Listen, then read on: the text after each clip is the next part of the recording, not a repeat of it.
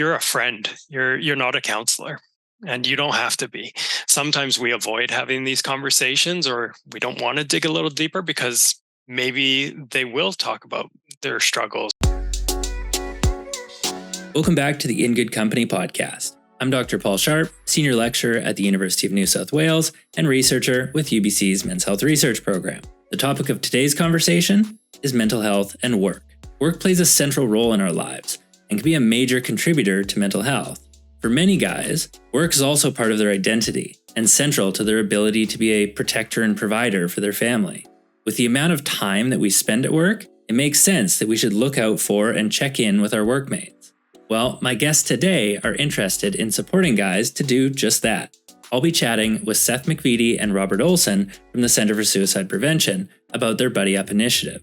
Buddy Up is a suicide prevention campaign for men, and anyone can sign up to be a Buddy Up champion at buddyyup.ca.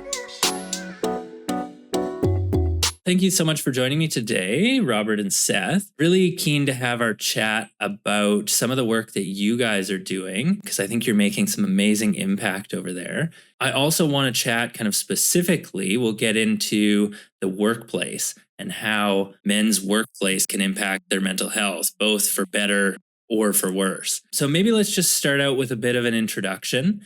Seth, can you share a little bit about what your role is and what you are currently working on? Sure, yeah. So my name's Seth McVeity. I'm the client relations specialist at our organization, and I work primarily on our Buddy Up campaign, which is our men's suicide prevention campaign that we'll talk about today. But that's one of my main responsibilities here. Okay, excellent. And Robert, what about you? Primarily, we aim to collect all of the relevant suicide prevention academic literature, and we use a lot of that information to craft resources that are more easily accessible for a larger audience. Yeah, and really translation. Yeah, exactly. Really important work to be able to kind of take that research that's being done and then actually put it into something usable that's going to benefit the community. So, Seth, you alluded to the Buddy Up campaign. It's been around for a number of years now. Can you tell us a little bit about what the goals of the Buddy Up campaign are and how it supports guys? Yeah, sure. So, Buddy Up actually started in 2020. So it's still fairly new. I consider it new. But it's our men's suicide prevention campaign. So it was launched here in Canada. So a lot of the information that's part of it is Canadian. But one of the statistics that helped inform it is that 3 out of 4 suicides in Canada are men. And so we wanted to create something that would get guys talking and help to reduce the stigma about suicide prevention. And so that's one of the main goals of Buddy Up, is to promote authentic conversations among men and their buddies. Right. And so maybe a bit of other background that as I've been involved with the campaign, what I've seen, we attend a lot of events and do a lot of presentations. And so have a lot of opportunities to connect with men. And what I've seen or heard from them in my conversations is that a lot of them are more willing to help a friend more than they are to help themselves. And so we look to ask them to connect with their buddy, check in on him, see how he's actually doing. One, this shows him that it's okay to talk about how you're really doing, and in so doing, reducing the stigma. But hopefully, in turn, that also encourages him to reach out and to you and ask how you're doing, and just kind of building that relationship between you and your buddies. Yeah, I think that's a really clever aspect of the campaign, that you're kind of working with encouraging guys to help others, right? A lot of guys that we'll talk to will be willing to give a helping hand. I'd love to help somebody else, but I don't want to be a burden, or I don't want to feel like I'm disclosing too much. So encouraging them to connect with each other, look after each other, I think is a really powerful message to have. I was just going to say, we frame it in terms of help offering as opposed to help seeking. So it's definitely tailored for the way us men like to do things. Exactly. So how exactly does the campaign go about encouraging that? Like, what are some of the components of it? Yeah, I would say one of the main components, what we do is we get individuals and organizations or groups to sign up as champions. And really, what that means is a champion is somebody who takes on a role of supporting a buddy who may be struggling, or learning about men's suicide prevention, or encouraging others to become involved. There's no real limitations of the campaign or kind of a list of expectations, but it's an opportunity to get involved and build a community and check in with each other and learn more. Currently, we have about 1,400 champions, over 1,400, and I'd say over 450 to 460 of them are champion organizations that represent thousands more. There are many people that are involved within these organizations learning about suicide prevention. So it's really having an impact in promoting those conversations and getting people talking about suicide prevention. Yeah. And as you guys are well aware, our relationship has gone on for a couple of years now because I've helped with doing a third party evaluation of the campaign. So, I had the privilege of talking to a handful of these Buddy Up champions to kind of learn a little bit more around what they're doing and why the campaign's working for them and how we can, support them better. And I think one of the most powerful things that stuck out to me was that aspect. And it was a quote from one of the champions that they said that the Buddy Up campaigns gives men language and license. And I think that's a really important piece. It gives them a way to talk about their mental health and suicide prevention, which can obviously be a very heavy topic for people, but in framing it in a way of saying, or even not saying, and putting one of the Buddy Up stickers on their hard hats, it can be a conversation starter to be like, hey, we're participating in this thing. How have you been doing? What's really going on in your life? Tell me a bit about that. And it sparks those conversations that wouldn't necessarily otherwise have happened. What are some of the key takeaways that you guys have had from the program? I think for me, it really is the need for a campaign like this. Men have needed something to support and promote having these conversations. This campaign really shows that it's okay to talk about this. And as you talk about it with your buddies, as I mentioned, it's breaking down that stigma.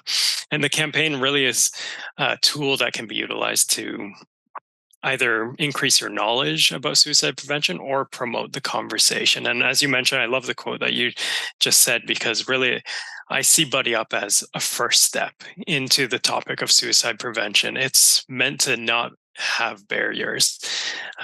Really, anyone can participate and get involved, but it's also not overcomplicated, and it's not an intimidating campaign. It really, I always consider it that first step into the door of the topic of suicide prevention. You don't need to know anything. You can come here, learn how to have a conversation or how to check in with a buddy. What should you be looking out for? It really starts you out with that foundation. There's a lot of talk around, how men don't talk about their emotions. They don't talk about their mental health. It's very stigmatized. Obviously, these are still issues that we are dealing with today. But did it surprise you, the uptake that you have had and the success that you have had? Because the campaign is, it really forefronts suicide prevention as the purpose and the aim. And that hasn't necessarily seemed to scare people away from being a part of it. Was that a surprise? Well, I think it's definitely helped inform the way that we created it because, as I said, we didn't want to make it intimidating, but I think there is the need out there for these conversations, and there are people that are struggling that we don't know about. And so I think we all kind of reach out or in ways put out the invitations that we're looking for support or we want help or we do want to have these conversations, but maybe we don't feel in a place that am I okay to ask for that help. And that's why, as Robert said, is really focused on that help offering is, let's offer the help to guys. Let's kind of get rid of the stigma that this is weird or you're not allowed to talk about this. It's okay to talk about it, and it's necessary. Absolutely. And I think we knew going in a few years ago when we were crafting it that there was a great appetite for it amongst men, and that we've seen stigma towards suicide reducing in all demographics. So it wasn't a great surprise, but we're certainly happy that it has taken off as it has. Yeah. And one of the areas that you've had quite a bit of uptake, Seth, you alluded to this, was the amount of organizations and workplaces that you guys have been working with. Why is it important to target men in the workplace, do you think? I think workplaces are really important because one of the stats that's on our website, at least for here in Canada, is that we spend about 60% of our waking hours in the workplace. And so spending all that time in the workplace, it's really important. It's crucial to have those supports or those conversations in the workplace. If we're spending more of our time at work, I think for organizations, it should show that this needs to be talked about. And, as you say, it is an important area. We spend a lot of time at work, probably spend more time thinking about our work too, even if we're not actually there. So it can have a huge impact on our mental health, both positively and negatively, right? You have work-related stress, you've got burnout, you've got, the associated financial challenges and economic challenges that a lot of people are facing. But there's also positive aspects to work as well that I think are important to highlight. A lot of people can find connection, and they can also find fulfillment and job satisfaction or personal growth through the work that they do. Particularly for men, there's a big piece around identity there that's associated with our work. So what are some of the key features of the campaign, I suppose, that are working well in these workplaces? Some of them, at least from the champions I talked to, are from quite male-dominated workplaces. One's in oil and gas and construction. What's resonating with these groups? Well, maybe to touch on the point you were saying is one of the other pros is that workplaces have the opportunity to offer some great resources and trainings and benefits. There's lots that workplaces can do to help out its employees, but also men in the workplace. It's a place where you build camaraderie as well, right? Those strong bonds. And so I think those are part of why it's really important for organizations to get involved. I think it's a really important point. And for the longest time, you have workplace health and safety. And for the longest time, safety has really been the biggest focus around injury prevention, ensuring people that don't get hurt at work.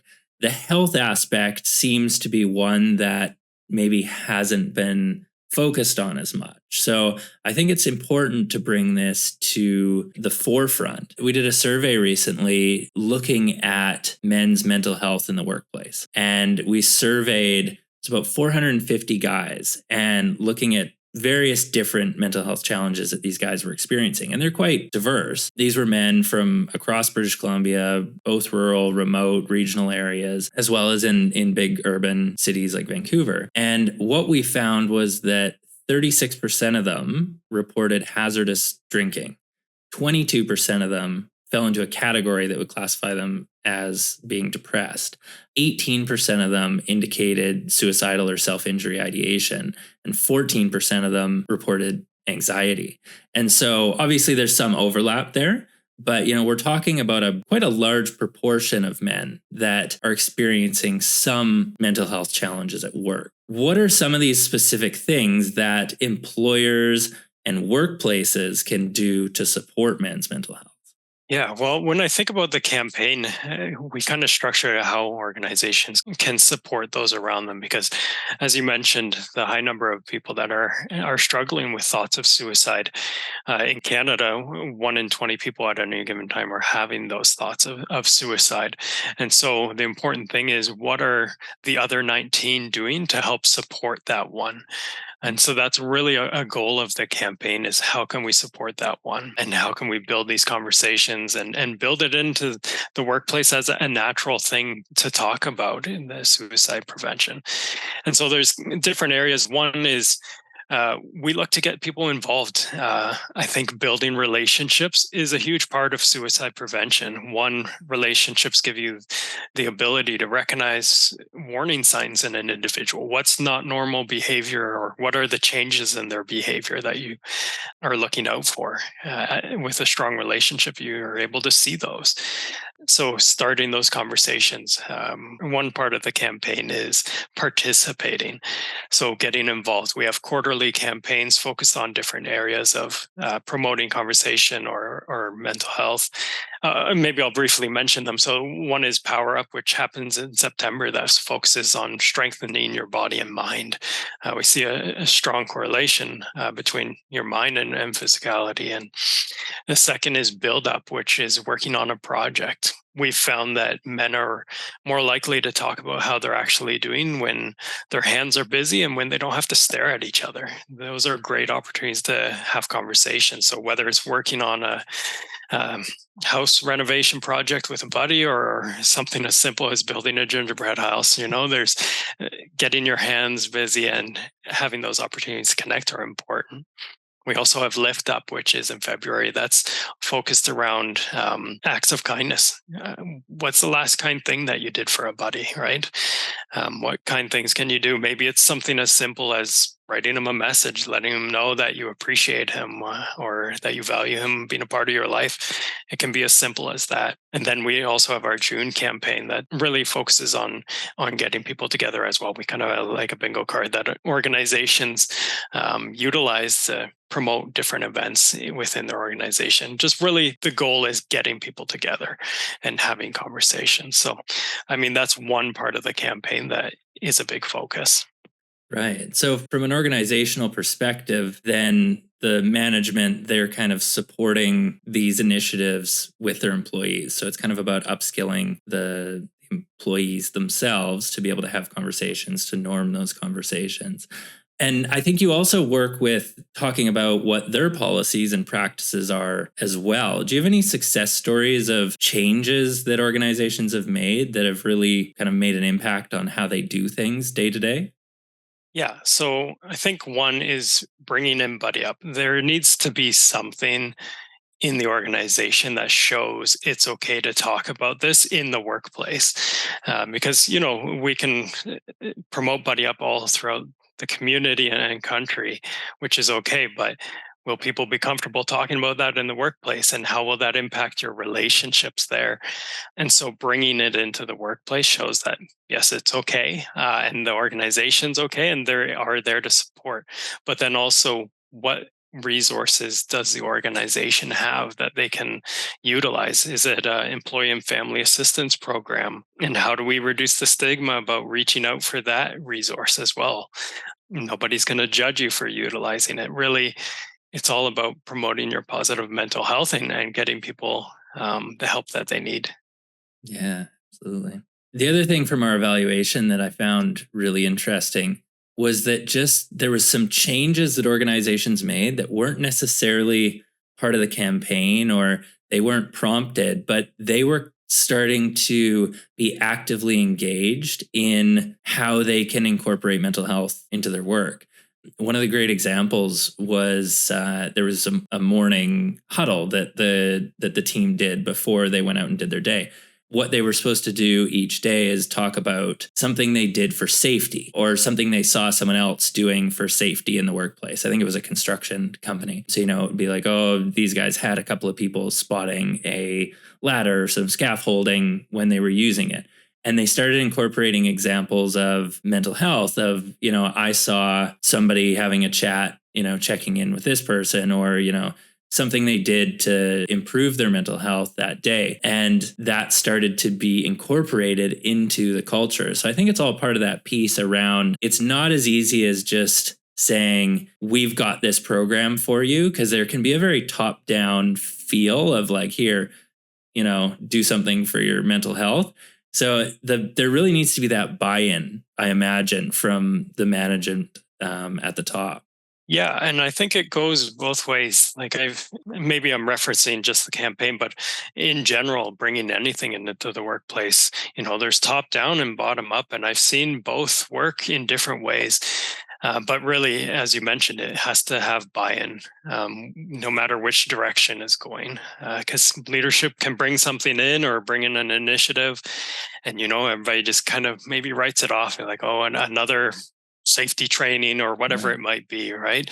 But also from the bottom up is that if workers are bringing something in that they enjoy and they feel could make an impact, leadership needs to be aware of it, and they need to listen and to their people and see that, this is something that we can utilize, that people are already buying into, and use it to help all of our staff. Absolutely. Keen to hear your guys' thoughts on how remote work and even hybrid work is impacting men's mental health in Canada.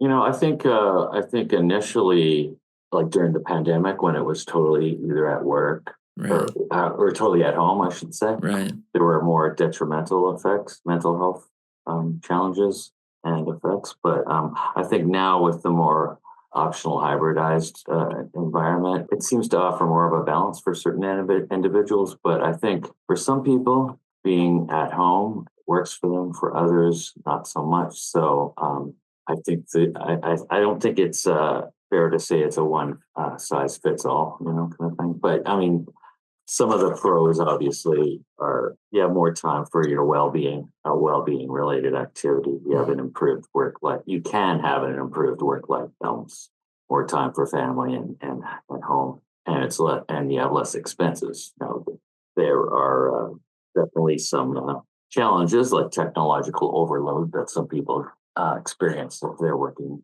from home. There's a blurring of work in life. Mm-hmm. That balance, and that can be stressful for some.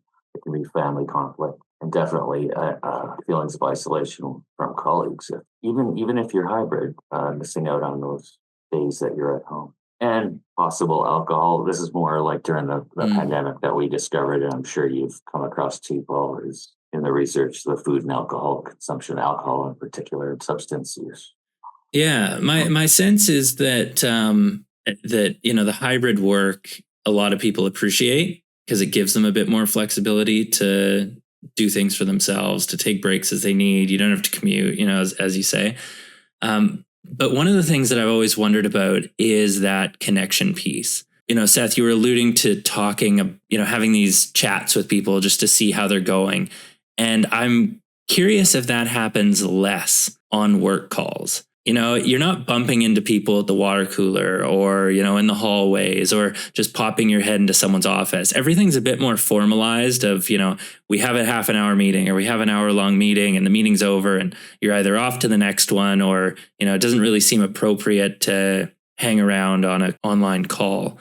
So I wonder if there's different strategies that are needed or if you guys even provide recommendations for people that are trying to connect virtually through their work.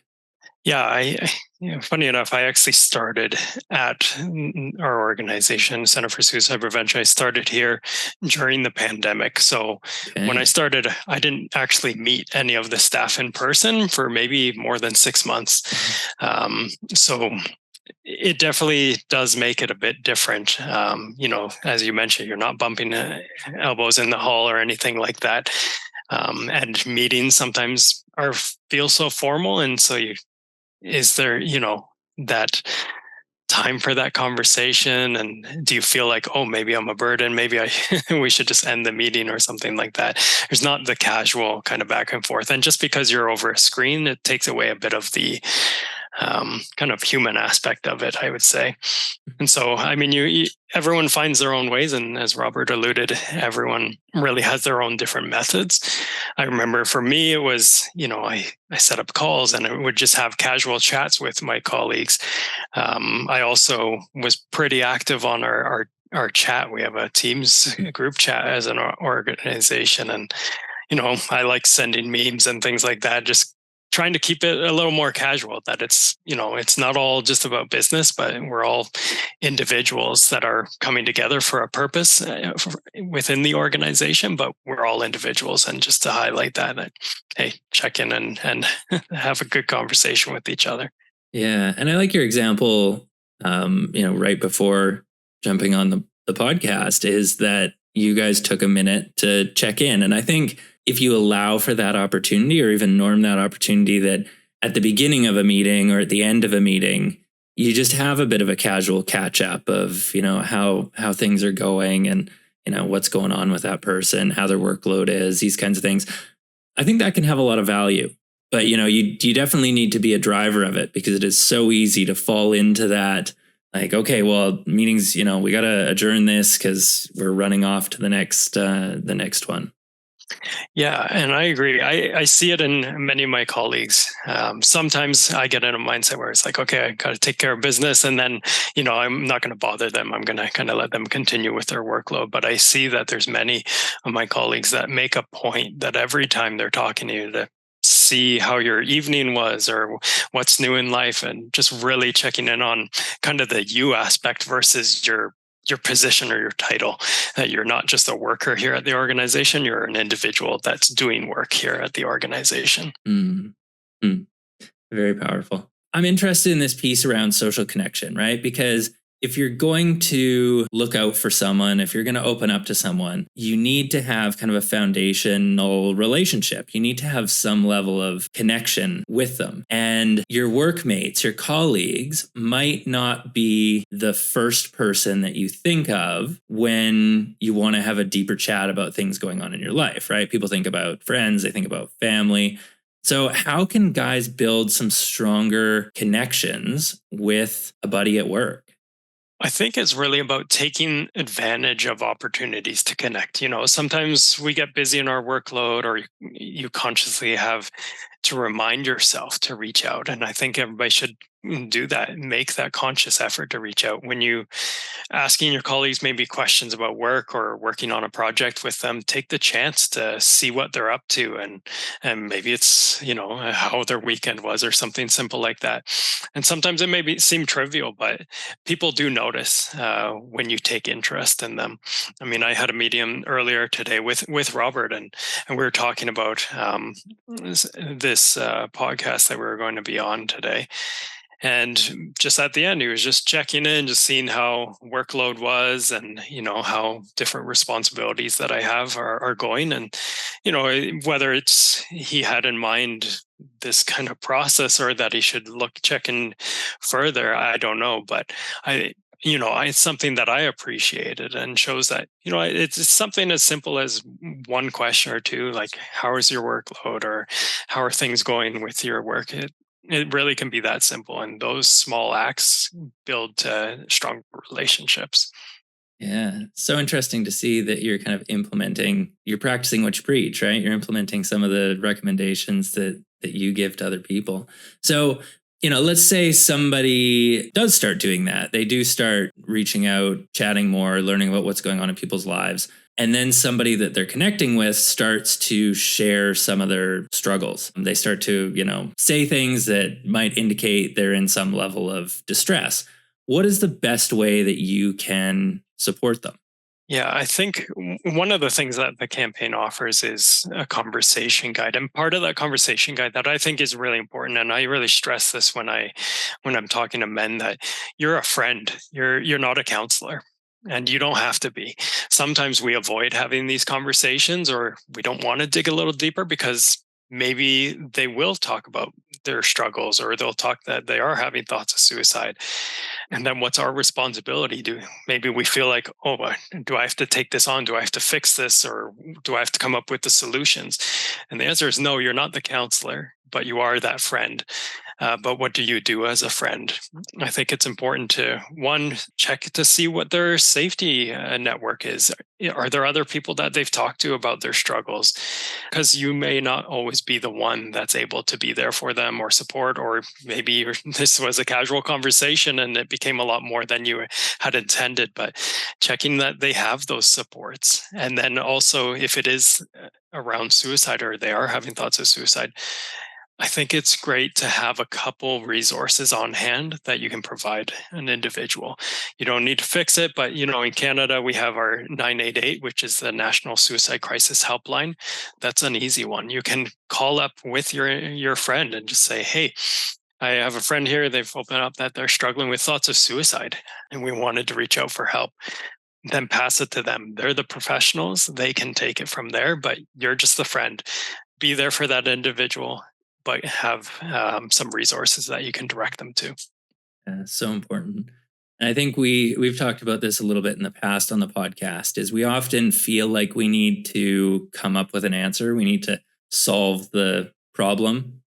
But in reality, a big aspect of it is just being there and listening and, encouraging them to think about things in different ways, or think about encouraging a plan of action, right? And then the next step to that is the conversation isn't just over, right? There's an aspect of checking in on an ongoing basis and coming back to, hey, you mentioned something, or, how's that going? Are you still dealing with that? Is that also built into kind of the work and training that you guys are doing? Yeah, checking in is important because, especially if this individual opened up about having thoughts of suicide, that's not something you just never want to talk about again, right? You do want to check in, but sometimes we're like, well, when is it okay to check in, or how often, or what do I do? And I think that's something really you can just leave with the person that you're talking to. Like, I am worried about you.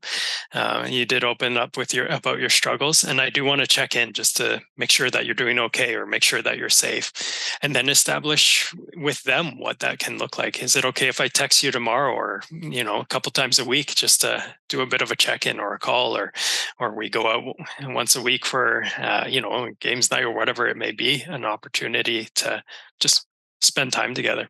Mm-hmm. And I know you mentioned before that you're doing some work around providing training around how people can support each other in the workplace, as well as assist someone who might be having thoughts of suicide. And so, is there some new work that you're doing around delivering those supports and upskilling workplaces around being prepared to have those conversations? Yeah, there's quite a few different ways that we're doing it. We're approaching education within the workplace. One is through presentations, just about Buddy Up and about how to have a conversation with somebody that you're worried about. We have kind of a 4-step conversation guide, but also companies and organizations can bring in our skills training system. It's called Buddy Up Skills Training. And basically what that is, it's a training system that organizations can bring in to build a system of care within their workplace. So really it's about learning to skillfully respond to those who are struggling with their mental health, or maybe considering suicide. And so the way that we approach it is we have 3 different levels of training that we bring in. And so as part of Buddy Up, one of the levels is becoming a buddy. And that's a short, maybe a 20-minute or so video of training of how to have that introductory conversation with somebody that you're worried about. And the organizations that have implemented this training, what we do is we get them to train all of their staff in this. So everyone has that same language, the same knowledge around suicide prevention and things to look out for. And then we have a second level. So what we do is each level is a more in-depth training for the individuals, and it's all voluntary. So the next level we call connectors. So these are individuals who've taken a Safe Talk workshop, which is a half-day workshop that focuses on learning to recognize warning signs, how to start a conversation, and connecting people with resources, with a lot of great practice in there. So we usually get about 10% of the staff to do that, and then 5% to also become a supporter, which is to take the assist training, which is applied suicide intervention skills training. And so that's a 2-day workshop. So it's a lot more in depth, and it teaches you also how to do a full intervention and do safety planning with an individual. And so bringing in this tiered system, one, you're able to see who's interested in further training and get those individuals that training, but also it gives you the opportunity to have a full spectrum of everyone's able to look out for each other, look for warning signs, have those conversations, show that it's comfortable or that they're able to have those conversations. But then within staff, there are those that are able to do a further support if that individual needs it. Yeah, amazing. So let's say there's somebody listening right now that wants to get involved at any one of these levels. Maybe they want to, start small with trying to implement the Buddy Up campaign in their workplace, or if they want to get in touch with you about having Buddy Up skills training for all their employees, what is the best way to get in touch or sign up for those initiatives? Yeah, I mean, you can always direct email me. That works. It's seth@suicideinfo.ca, but also on our Buddy Up website, you can sign up to become a champion. And then you'll get involved in the campaign. You'll be on our mailing list, see all the different aspects that are available to champions, whether it's the swag that we have, or it's the trainings, or just promotional materials, getting the word out there. However you want to get involved or participate, if you want to learn, there's opportunities to learn. If you want to promote the conversations, there's materials and items that can help you in promoting that. Yeah, well, that's great. Well, Seth and Robert, thank you so much for joining me today and sharing a bit about some of the work that you guys are doing. Welcome. Thank you for having us. Thanks everyone for tuning in. We hope you enjoyed this episode. I'd like to acknowledge the New Frontiers in Research Fund for supporting this research project, as well as our team at the UBC Men's Health Research Program for producing the podcast. Be sure to check out the In Good Company website to learn more about men's social connection and peer support. You can find the link in the episode description.